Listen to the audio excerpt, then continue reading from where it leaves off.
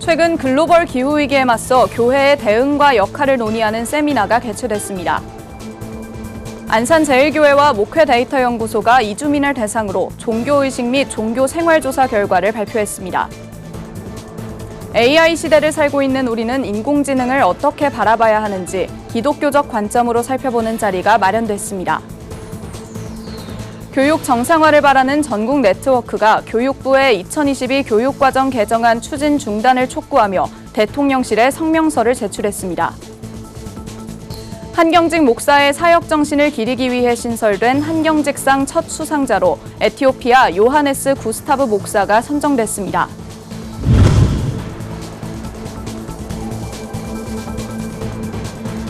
시청자 여러분 안녕하십니까? 구티비 뉴스입니다.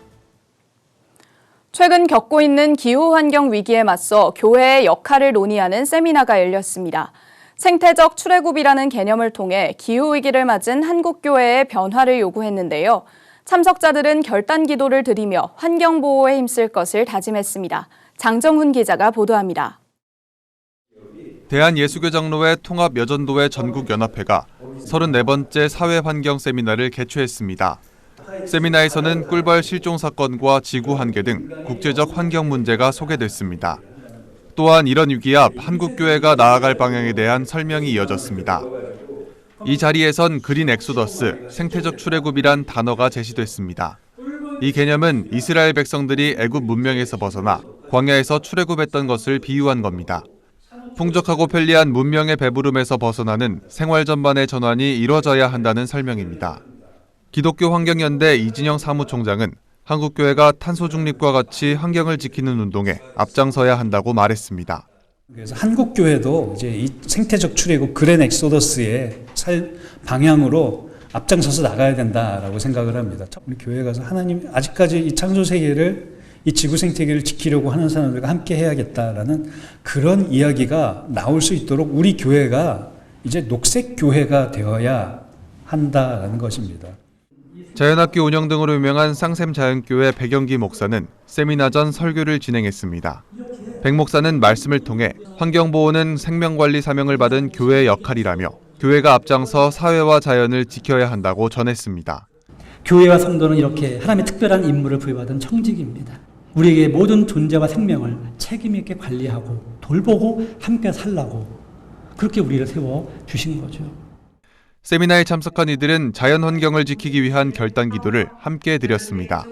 교회와 여전도회에서 진행했던 생활 속 환경보호 실천 방안 등 작은 실천도 약속했습니다. 연합회 최연현 장로는 기독 여성들이 먼저 앞장서 건강한 가정과 사회 회복을 위해 노력하자고 권면했습니다. 구티비 뉴스 장정훈입니다. 국내 대표적 다문화 도시하면 경기도 안산시를 꼽을 수 있는데요. 현재 안산 지역 외국인 이주민은 8만 7천 명에 달하는 것으로 나타나고 있습니다. 지속적으로 이주민들이 늘어나는 가운데 이들의 종교 생활을 분석해 선교 전략을 모색하는 자리가 마련됐습니다. 정성관 기자의 보도입니다. 안산제일교회가 주최하고 목회데이터 연구소에서 조사 분석한 이주민 종교 생활에 관한 조사 연구가 29일 발표됐습니다. 이번 조사는 지난 7월부터 두 달간 안산시에 거주 중인 10개국 455명의 이주민을 대상으로 이들의 종교활동 실태를 분석하고 한국교회가 나아가야 할 선교 방향을 고민해보는 시간으로 진행됐습니다. 조사에 따르면 이주민 중 종교가 없다고 답한 비율은 66.2%, 불교는 12.2%, 개신교는 8.2%로 종교를 갖지 않는 이들이 대부분을 차지했습니다. 이 중 종교를 갖는 것에 긍정적인 반응을 보인 대상자들의 선호 종교는 개신교가 44.5%, 불교 31.1%, 천주교 3.8% 순으로 나타났습니다. 목회데이터 연구소는 이주민들이 개신교를 가장 많이 선호하는 건 타지 생활 속 실질적인 도움을 주는 종교로 인식되고 있기 때문이라고 설명했습니다. 이주민의 어려움을 가장 잘 이해하는 종교가 무엇이냐라는 질문에 대해서도 19.4%가 개신교라고 응답을 했고, 이주민에게 실질적인 도움을 주는 종교가 무엇이냐라는 질문에 대해서도 19.2%가 개신교를 꼽았습니다. 이렇게 보면 이주민들에게 실질적으로 다가가고 그들과 같이 함께 할 수 있는 그런 종교로 이주민들은 개신교를 가장 많이 꼽았고, 조사기관의 응답자의 절반이 공장 노동자인 것으로 미루어 볼 때 시간을 낼 수 없거나 종교시설이 주변에 없기 때문에 신앙을 갖지 못한 것으로 보인다며 한번 교회를 방문한 이주민이 같은 처지의 다른 이주민을 전도하는 신뢰 중심의 선교 활동이 중요하다고 설명했습니다.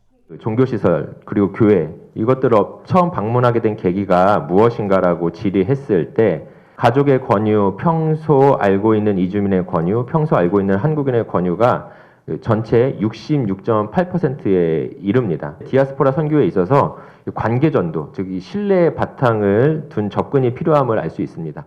안산제일교회는 이주민들의 커뮤니티 제공이나 한국어 교육, 노동 문제 해결 등 종교적 접근뿐 아니라 그들의 삶을 돌아보는 선교법이 필요하다고 강조했습니다. 또 교회가 할 일은 다양한 이주민들을 포용하고 사랑하는 것이라며 이번 조사 연구를 통해 이주민 사역에 쓰임받길 바란다고 전했습니다. 구TV 뉴스 정성광입니다. 한국 그리스도교 신앙과 직제협의회가 한국 그리스도인 일치 포럼을 개최했습니다. 이날 포럼에선 AI 시대, 교회와 인간을 주제로 그리스도인으로서 인공지능을 어떻게 바라볼지, 또 교회는 어떻게 준비해야 하는지 등을 토론했는데요. 보도에 김효미 기자입니다. 한국 그리스도교 신앙과 직제협의회가 29일 2022년 한국 그리스도인 일치 포럼을 개최했습니다.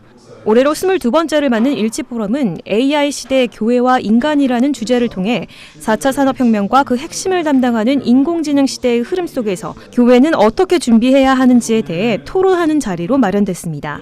특히 이번 포럼은 인공지능 분야 전문 상명대학교 이지한 교수가 기조 발제를 통해 현재 인공지능 기술이 어디까지 왔는지 어떻게 구현되고 있는지에 대해 이야기하며 인간을 잘 보조하는 것이 결국 인공지능의 역할이라고 설명했습니다.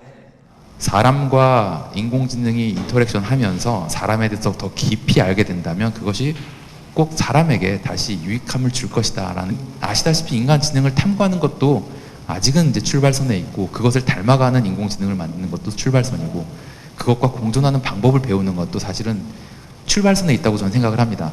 세부 발제는 박원호 신부가 AI 시대의 사목이란 주제로, 김기석 신부가 AI 시대의 목회에 대해 발표했습니다. 박은호 신부는 인간의 개념이 혼돈된 사회에서 살고 있다며 인간의 몸이 자신의 행위에 책임이 있는 주체라기보다 기술들의 대상이 되어버린 것에 대해 경각심을 가지고 하나님 안에서 인격체인 인간으로 회복돼야 한다고 말했습니다. 김기석 신부는 인간보다 우월한 인공지능의 출현은 인간의 신에 대한 의존성을 줄인다는 점에서 신학적으로 심각한 문제가 제기된다며 하나님 앞에서 인간의 존재에 대한 올바른 질문을 던진다면 긍정적인 결과를 발견할 수 있을 것이라고 설명했습니다. 포럼에 참석한 한국신앙과 직제 정경일 신학위원은 그리스도인으로서 인공지능을 교회와 종교의 의미를 생각해보게 하는 긍정적인 역할이 더 크다고 설명했습니다. AI가 이제 교회에 목회, 신학에 신앙생활에 위협이 될 건가 아니면 이제 도움이 될 건가 이제 그게 저희가 다 고민하고 있잖아요. 도움이 될 거라는 생각을 해요. 교회가 오늘의 목회와 우리의 이제 신앙이 AI보다 더 따뜻한가? 기술적인 것들도 도움이 되긴 하겠지만은 우리가 어떻게 더 따뜻할 수 있는가, 더 친절할 수 있는가, 더 상냥할 수 있는가 그걸 고민하게 해주는 게 또 AI의 도전이 아닐까 싶었어요. 더 우리 자신을 들여다볼 수 있지 않을까 생각합니다. 한편 한국신앙과 직제는 그리스도인의 일치와 연대를 촉진하기 위해 2014년 한국기독교교회협의회 회원 교단과 한국천주교 주교회의가 함께 만든 협의기구입니다. 한국에서 그리스도교 교파 간의 일치운동을 지속하는 데 있어 일치기도회와 상호 이해 증진을 위한 일치포럼이 큰 역할을 해왔다며 한국신앙과 직제는 앞으로도 그리스도교의 화합을 위해 노력하겠다고 다짐했습니다. 구TV 뉴스 김효미입니다. 교육 정상화를 바라는 전국 네트워크가 교육부의 2022 교육과정 개정안 추진 중단을 촉구하는 성명을 대통령실에 제출했습니다. 교정넷은 29일 서울 전쟁기념관 앞에서 기자회견을 열고 해당 성명과 각계의 서명이 담긴 성명지를 대통령실에 전달했습니다. 이번 서명에는 수원중앙침례교회 고명진 목사와 온누리교회 이재훈 목사, 분당우리교회 이찬수 목사 등 종교인 150명과 법조인 17명, 의료인 51명, 교수 346명 등 총 771명이 참여했습니다.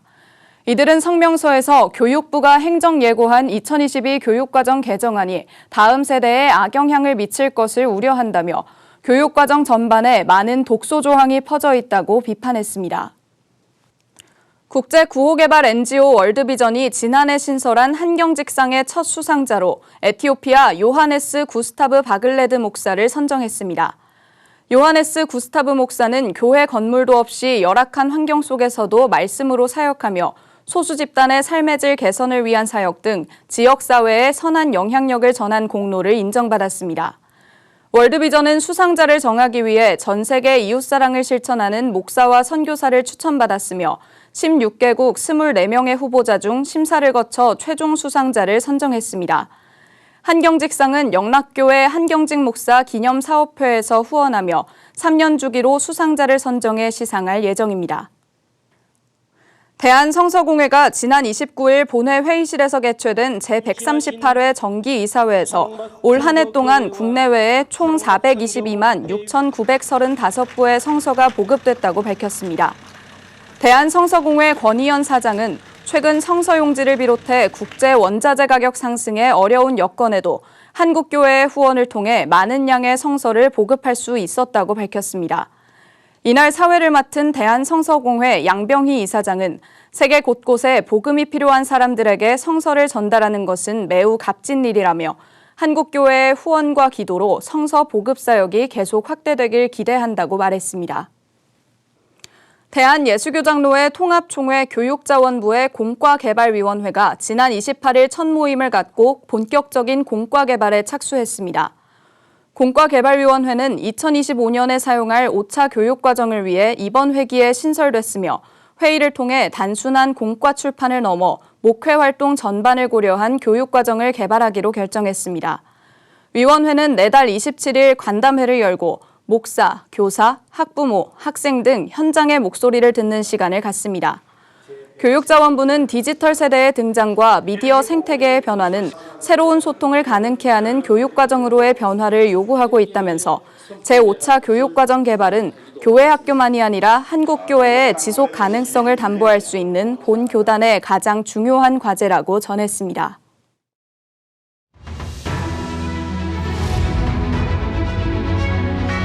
오늘의 이슈 포커스입니다.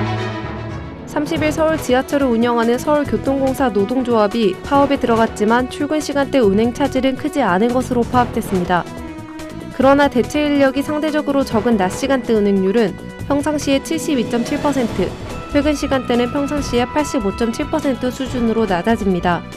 노조는 전날 임금 단체 협약 협상 결렬에 따라 이날 주간 근무가 시작되는 오전 6시 30분부터 파업에 나섰습니다.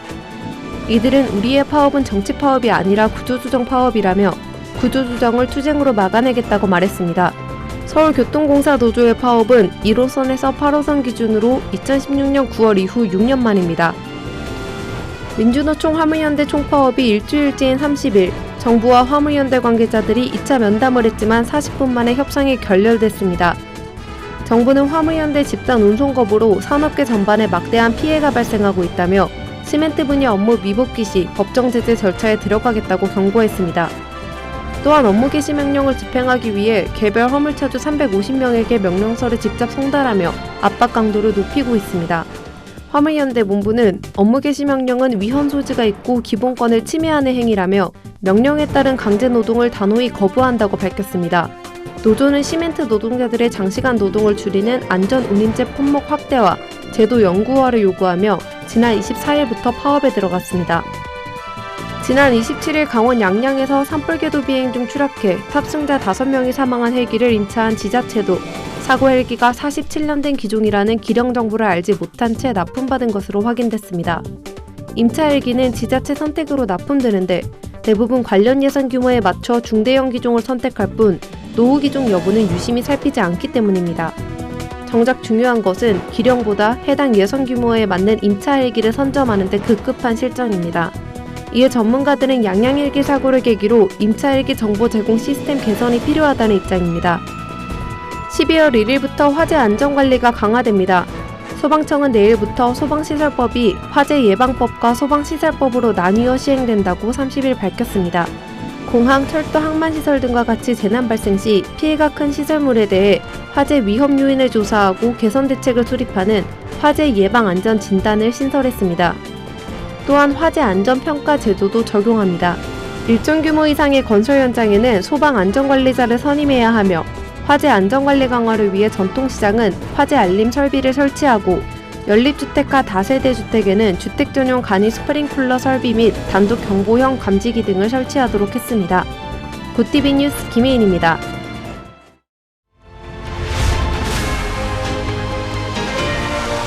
굿TV 월드와이드입니다.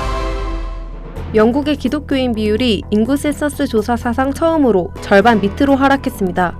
영국 가디언 등에 따르면 29일 발표된 잉글랜드 웨일스 2021 인구 센서스 조사 결과 종교를 기독교라고 밝힌 응답자는 2,750만 명으로 전체의 46%에 그쳤습니다. 이는 직전 조사가 이루어진 2011년보다 13%포인트 하락한 수치로 550만 명이 감소했습니다. 대신 무종교라고 밝힌 응답자 수가 크게 늘었습니다. 그 뒤로 이슬람교, 힌두교, 시크교, 불교, 유대교 등의 순으로 나타났습니다. 나토 회원국들이 우크라이나의 주요 에너지 시설을 타격한 러시아가 추이를 무기로 삼고 있다며 우크라이나에 대한 원조를 확대하기로 했습니다. 나토 회원국 외무장관들은 29일 우크라이나 군대 유지 방안 및 러시아의 에너지 인프라 파괴로 정전과 난방 부족 사태에 직면한 민간인의 안전을 지키기 위한 방안을 논의했습니다. 우크라이나는 지난달 초부터 시작된 러시아의 미사일 공격으로 내년 3월까지 단전이 이어질 수 있다는 전망이 나오는 상황입니다. 옌스 스톨텐베르크 나토 사무총장은 회의에 앞서 푸틴 대통령은 겨울을 전쟁의 무기로 이용하려 한다고 비판하기도 했습니다.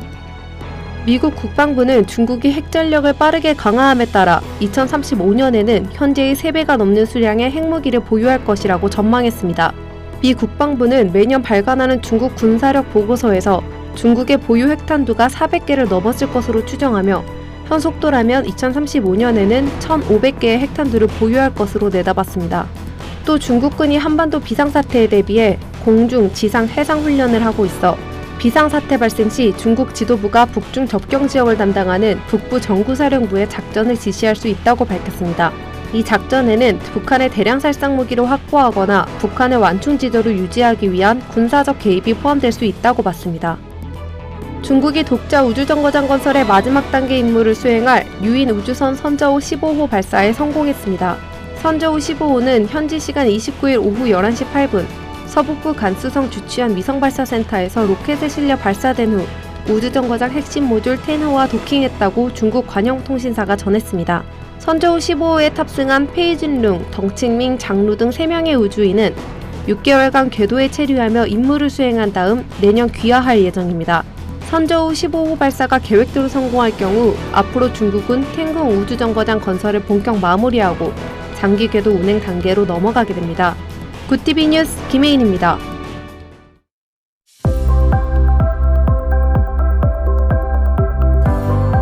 (12월의) 첫날인 내일은 이번 주 중 가장 추운 날씨가 예상됩니다.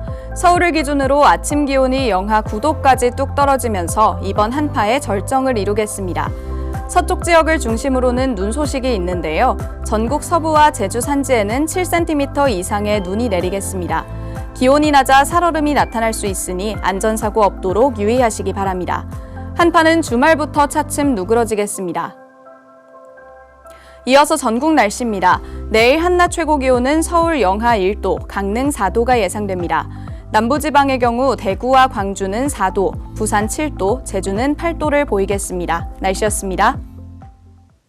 본격적인 한파가 시작됐습니다. 체감온도 영하 10도를 밑도는 갑작스런 강추위에 전국이 꽁꽁 얼어붙었는데요. 겨울로 접어드는 12월, 마음까지 차가워지지 않도록 주위 어려운 이웃들을 따뜻한 관심으로 돌아보는 건 어떨까요? 이상으로 뉴스를 마칩니다. 함께해 주신 여러분 고맙습니다.